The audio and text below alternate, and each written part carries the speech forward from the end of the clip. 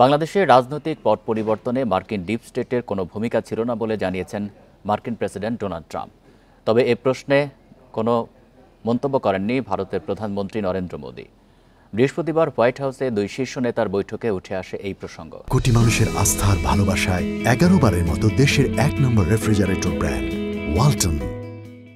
এ সময় মার্কিন প্রেসিডেন্টের কাছে বাংলাদেশ ইস্যুতে জানতে চান এক সাংবাদিক। এর জবাবে ট্রাম্প স্পষ্ট করেই জানান, সেখানকার পট পরিবর্তনে ডিপ স্টেটের কোনো ভূমিকা ছিল না। ভারতের প্রধানমন্ত্রী দীর্ঘদিন বিষয়টি নিয়ে কাজ করেছেন বলেও জানান তিনি। তাই বিষয়টি নরেন্দ্র মোদি ভালো বলতে পারবেন বলে জানান ট্রাম্প। তবে এ নিয়ে কোনো মন্তব্য করেননি মোদি। কথা বলেন ইউক্রেন ইস্যুতে।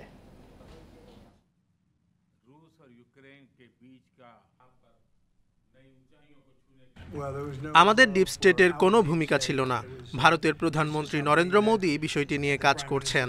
এটি নিয়ে ভারত লম্বা সময় ধরে কাজ করছে। আমি তেমনটাই জেনেছি, তাই বিষয়টি আমি ভারতের প্রধানমন্ত্রীর ওপরই ছেড়ে দিচ্ছি।